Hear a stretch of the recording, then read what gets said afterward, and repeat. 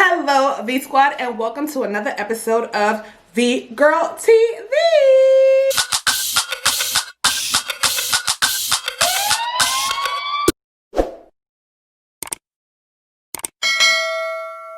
So I actually wanted to do this video because someone reached out to me on my Facebook group. Yes, guys, I do have a Facebook group for those of you who are interested in joining. It's called Americans in Panama, and there you can join if you are American in Panama, or if you plan on moving to Panama and you have a few questions, you can talk and meet up with other expats, and they can give you information about what it's like living here in Panama. So in this video, I'm actually going to address the obvious, and the reason why I'm even talking about this is because someone reached out to me in the group to ask me about what racism is like in Panama, and if racism even exists. And I thought this was a very interesting question, and I'm so glad he even asked that question. And I understand why he would ask that question, because he is a black male, a black American. I'm going to assume that he's a black American because all he did say that he lived in New Jersey. He didn't really go into like details about where his family was from. So I'm just going to assume that he is a black American. But he was planning to move to Panama, and one of the questions that he proposed to the group was, is it racist, or does racism exist in Panama?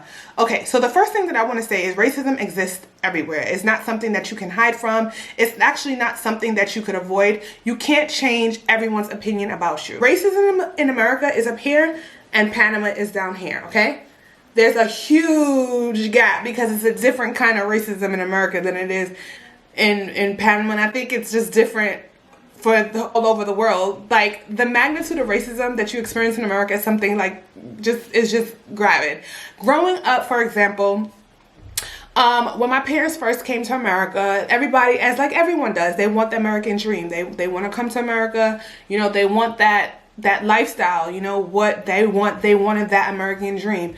And what we experienced, now that I'm older and looking back at it, it was definitely racism, because when we moved, we used to live in Flatbush, and then we moved to Canarsie. Now, back then, that part of Brooklyn was like the nicest part of Brooklyn. There was houses, trees, all of that.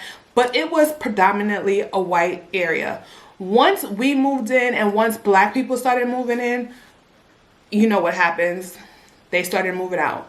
So I think like that is kind of like the difference here in Panama. You can buy a house in a predominantly all what they would consider white neighborhood, but here in Panama, no one really is considered like completely white. But whatever. You won't experience that type of, okay, well, just because they're there, I'm moving out. It doesn't really happen like that here. In America, at the age of what? I want to say I probably was like in maybe like second grade, I think it was. I was called the N-word by an older Caucasian man. Here in Panama, it's different, because you're not going to just be walking down the street and someone's going to flat out scream out, hey, you N-word or whatever. That's just not going to happen. I have never experienced it. I'm not sure any of the people that I know have experienced it, but that is something that I experienced in America. The other difference between the U.S. and here in Panama is that obviously everyone's watching the news. Everyone sees what's going on. It's super sad about, you know, how they're dealing with black people and black men, especially how they're dealing with us and our kinds in the U.S. Here in Panama, you're not going to experience that. You're not going to experience being stopped in the middle of the street, or being stopped by a cop, or being stopped by a random neighbor with a gun, and they're just going to shoot you down dead because they assume that you were in the neighborhood you didn't have no business in that neighborhood because you're black. That's not going to happen here in Panama. Now, you will probably get stopped for them to try to shake you down to try to get money out of you, but that doesn't really have anything to do with the color of your skin. That's just, you know, everywhere you go, there's corruption everywhere you go, okay? Some places are just more obvious than others. But again, this doesn't happen all the time. I'm just saying, as an example, you know, you're not going to get that. You may get this, but you're not going to get that, okay? Another thing that I have been really experienced here in Panama is, like I said, I haven't been called the N-word. However, I had a few run-ins with kids. Not many, but like once a Asian kid call my son an N-word. And then I was called the N-word recently by an Indian, okay? By an Indian guy who I'm going to assume lives here in Panama, but because he did not get my attention and I wasn't interested in his advances, I guess he thought by sending me a message on Facebook and saying hello N-word that was gonna work. So any racism that I've ever experienced was never from somebody from here in Panama or like a Panamanian. It's usually someone that's not even Panamanian.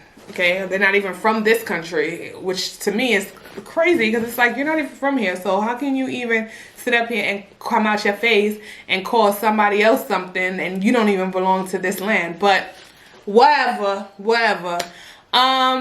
So again, like, I think that racism is something that you experience no matter where you are in the world, and you really can't change the mind of people. People are people, you know. It's just the way that they grew up. I was actually hoping that people would actually wake up because amongst this whole COVID-19 experience, I would hope people would take away some important facts, and that's being humble, because at the end of the day, it doesn't really matter what our skin color is.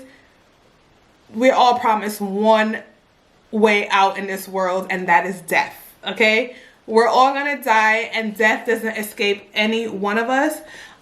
Diseases doesn't discriminate. Okay, these things do not discriminate. Sickness, illness, death, whatever, they do not discriminate. It doesn't matter what color your skin is. It doesn't matter how tall. It doesn't matter where you come from. At the end of the day, we're all human beings, and we're all promised one thing on this earth. So there's no reason why we are treating each other like this. It doesn't make any sense. One thing that I would say about here in Panama is that I wouldn't say it's like racism, or maybe it's prejudice, but racism and prejudice is just like, they're like cousins at this point. You know what I mean? So I get it. But like, the thing is here in Panama is that there isn't much diversity. And when I say diversity, I mean that there aren't many things that cater to Black people. For example, I can't walk into a makeup store and get my color skin tone. I'm not going to find it. The foundations or the makeup doesn't come in those tones. It comes more so for whiter skin people. And I think that that's the difference between here and America. And I guess because there's like more people of color in the United States of America. But and that's still, you know what the funny thing is I have a lot of friends that are darker skin tone, and they say the same thing, that sometimes they've had problems finding their shade, but it's not as nearly as bad as it is here. Like, you can't walk into any store and go in there and think that you're gonna find your skin tone. If you have any melanin in your skin, it's not gonna happen. That's like one of the issues that they have here. Another issue that they have here is that they don't have much they don't really cater to Black people here, as in finding hair products for Black people, non-existent. I mean, it's existent now because we made it happen. We made that happen. But www.prettyimagepA.com. For the most part, you really can't find much products for Black people. I mean, now in the pharmacy, or if you go into the supermarket, you may find a little one or two things, but it's usually just like the real big brands or something that you may now find one or two things. But it's not like you can go in and say, okay, there's an aisle specifically for us. No, that's not gonna happen here in Panama. Versus in America, you can find products regardless. I mean, you can find products even if you don't get them directly. If you're in a town full of white people, I mean Caucasian people, you can still go into maybe purchase it online and you can get your products. But here, yeah, we don't have that much, we don't have that luxury. Another thing that I would say about here in Panama is that, again, this still goes back to diversity. The lack of education about Black culture, Black history in the school system here, no bueno. Like, it's And the thing is, it's like, it's so much culture. It's so much black culture here in Panama. I mean, they do have a museum that is dedicated to, it's called the Caribbean Museum. I spoke about it before. And I did go to it. It's a small museum in Cinco de Mayo, and it is basically a museum that talks about they show the history of the Panama Canal and how much of an influence that Black West Indians contributed to here in Panama. So if you're ever in Panama, I would recommend every Black person, or it doesn't even matter if you're Black or white at this point, I would recommend anyone to go there to see the museum. It's so interesting, and it just makes me want to learn more. So, I mean, here there is a lack of education about Black culture and Black history and where Black people come from. I think the reason being is that it's because here people don't really see color. Like I said, this is not for everybody. Disclaimer. These are my thoughts and my opinion, okay? Back to what I was saying. I don't think people really really look at people for color. Like, I mean, unless you're like a guy, Black man, y'all don't be checking for us. But for the most part, people don't really, like, race is not always, like, it's not like constantly in your face like how it is in America, okay? So I guess that's the reason why they're so lackadaisical and don't really realize the importance of including Black people in certain things, i.e. cosmetics, i.e. hair products, i.e. education, i.e. okay? Hello. Another issue that I have here in Panama is that, okay, this is obvious. Black women, Black men, whatever, the majority of us have kinky, coily hair. Now, I don't have a daughter. I have a son, but I heard many stories about other females who came to the store and told me this, that in the school they don't allow little girls to go with corn braids in their hair and beads. There was a popular case here where someone was working in a hospital and she had braids in her hair, and she was actually fired from her job because she had braids in her hair. Now, she did go on to suing, and she did win the case, but this is the what's the word that I want to say? This is the picture that I want to put out there. If there was more education on Black history and Black culture here in Panama, that would not have happened. We wouldn't have issues with kids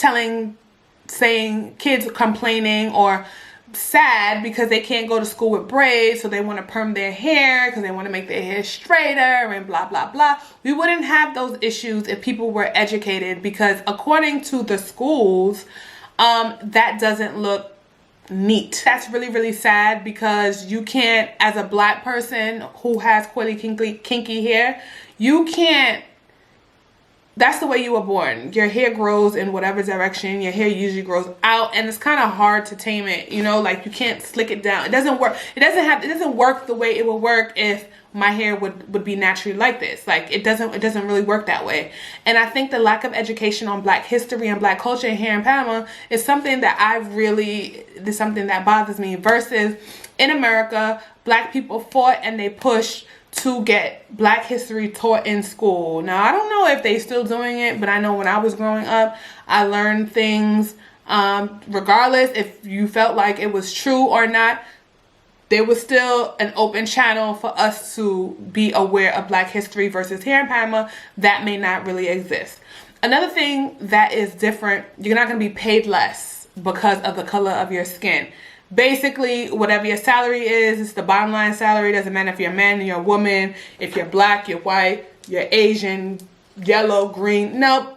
If the job pays $500, that is what you're going to get paid. Versus if you are in America, they may not want to pay you a certain amount of money because they feel like, okay, well, why should we pay this person that? They may feel like you are not entitled to earning whatever amount of money because of the color of your skin. So here, we don't experience that. So I think this is just to say that if you are planning to come to Panama, or if you're planning to move to Panama, you don't have to worry about being discriminated against because of your color of your skin. I mean, one of the main reasons why I decided to move here and to raise my son here is for that very same thing. I did not want my child to be subjected to being judged and ridiculed or possibly murdered or killed because of the color of his skin. Now, I'm not saying that I would never go back to America, because that's not the case. I'm just making it very clear that these are one of the main reasons why I even moved here in the first place, was because I wanted to give my son an equal opportunity and a fair shot. Although me and his dad were not together, he also agrees with me that this is the best for him at this moment. Now, when he gets older, if he decides that he wants to leave and he wants to explore, I want him to understand that if you decide to go back to America, that's totally up to you.